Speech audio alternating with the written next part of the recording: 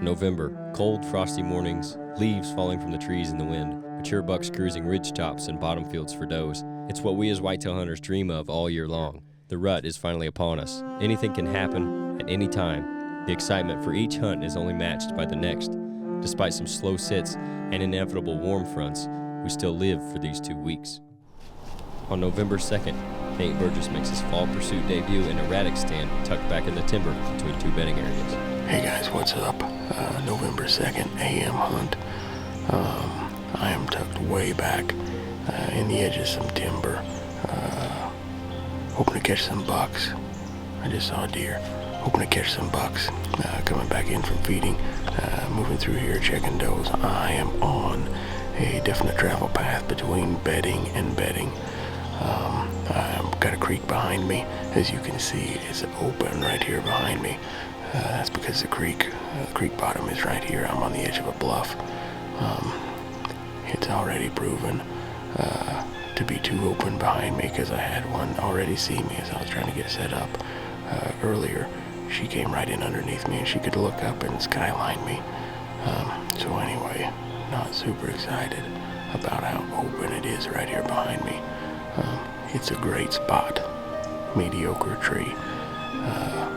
I've heard an old guy that knows a lot about deer hunting say before, I'd rather be in a mediocre tree in the perfect spot than in the perfect tree in a mediocre spot. So, that's why I'm sitting in this tree right here. I got one coming at me here. Anyway, on the edge of this creek bank, a creek bottom, travel route between bedding and bedding. Hopefully it's gonna get good. Stick with me, we'll see what happens.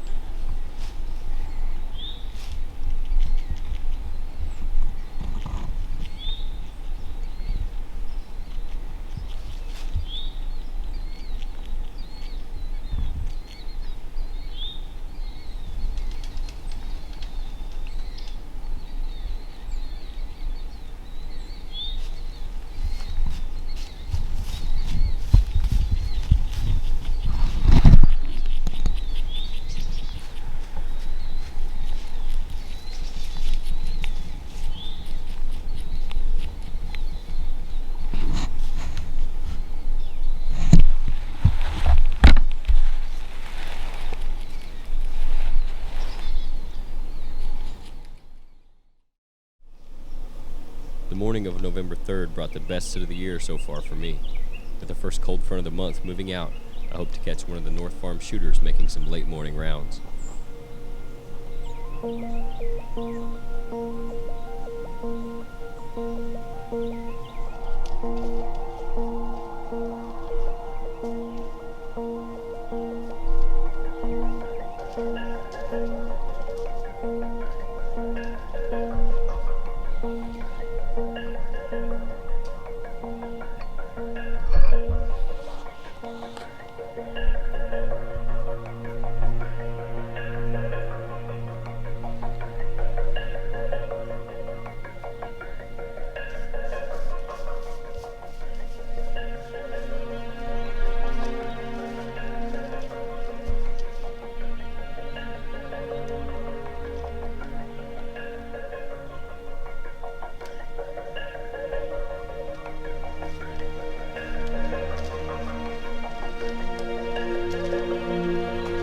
It's the morning of November 3rd. I'm up here on the North Farm.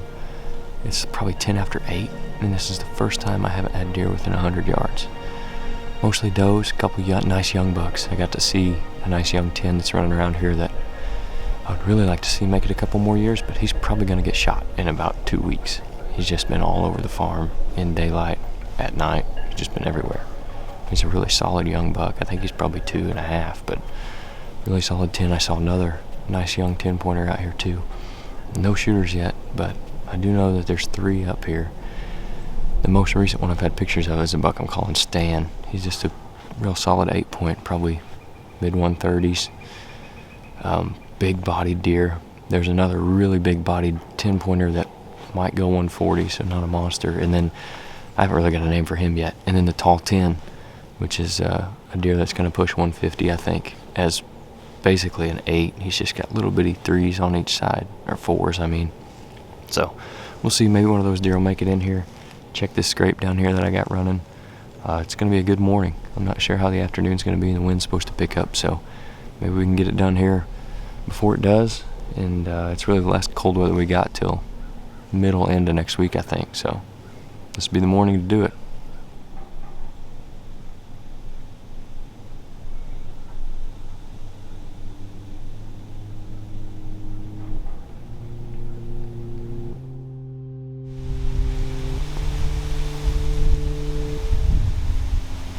After not seeing another deer that morning, I decided to go to the cabin for the evening hunt, hoping to finally lay eyes on the shed buck after he just reappeared on camera. Though I didn't have any luck, Blake had a much better outcome on this windy afternoon.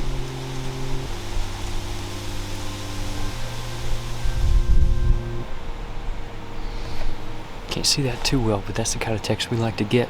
Blake just shot another really nice buck. This one's bigger than the first one he shot. It says target buck on that property, so I'm excited to get a look at it tonight after I get done. Maybe we'll have 2 down tonight if they're moving. So congrats to Blake on that. That's awesome. I just killed High Rise. High Rise is down. Oh my gosh. He just came in. Get him, baby! High Rise is down! Let's go! Oh my gosh.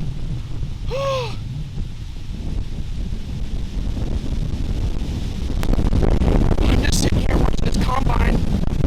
Shut the beans, I just heard some crashing here in the food plot. And there he was. He was standing right there. And he took off out there. And now he's dead. Oh my gosh. I just guessed on the yardage. I had it set at 25. I'm sure he was over 30. Oh my gosh. Oh.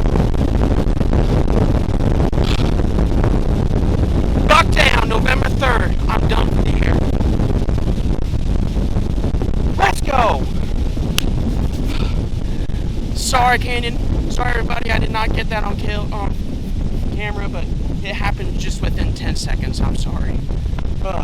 But we're going to get you a good recovery this time. Stay tuned. All right, everybody. This is right after I shot High Rise. When he came in the plot, he was about right here. And it's about, I don't know, 20 yards to my stand. He ran out this way to go to this cow pasture. with this full of does. I mean, packed full of does.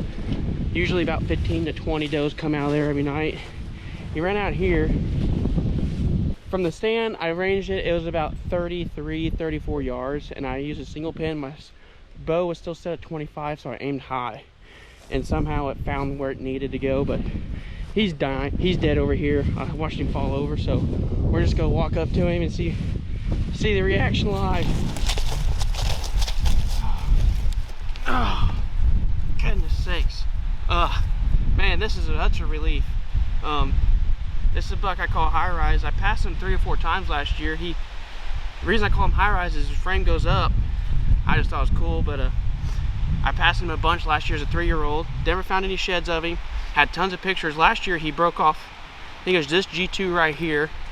Real mean deer. Always in the fights from what I've seen. Trying to push other deer off. So this is the main target buck this year because I knew he would try and do that and push some of the young bucks off. So I wanted to get him out. But last pictures I know of was October 22nd in that same food plot I just killed him out of. He wasn't active on me this year. Don't know, probably because of all the standing corn, but he was coming over here to check all these does. While I was walking over here, I counted 7, I think, does get up right here. So he was on the move for him, but I shut that down for him. So it's definitely my biggest bow buck, and I cannot be more thrilled. I'm happy. He's a mature 4-year-old, which is what I was after, and I got 2 of them this year. So I'm bucked out on November 3rd. Sorry I couldn't get the kill shot on camera. It happened so fast. I was just sitting there thinking this is stupid to be hunting in this kind of wind, but here I am. But I got him. I was sitting there, heard noise in the food plot, and I looked over. There he was at 20 yards. So I just picked my bow up and shot. Well, I wouldn't say shot. He started running over here to come to these does, and sure enough, I stopped him just in time. I had my pin set to 25. He was around 33 from when I ranged it, and it found where it needed to go. I couldn't be more thrilled. Thanks for tuning in to Fall Pursuit. Sorry I couldn't get the kill shot on camera, but I think of most of him running off, and I think him falling down. So I couldn't be more thrilled. Thanks for tuning in.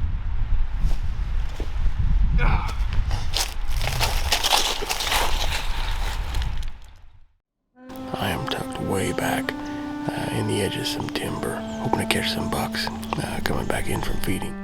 This is the first time I haven't had deer within 100 yards. I got to see a nice young 10 that's running around here that I would really like to see make it a couple more years, but he's probably going to get shot in about 2 weeks. It's definitely my biggest bow buck, and I cannot be more thrilled. I'm happy. He's a mature 4-year-old, which is what I was after, and I got 2 of them this year. So I'm bucked out on November 3rd.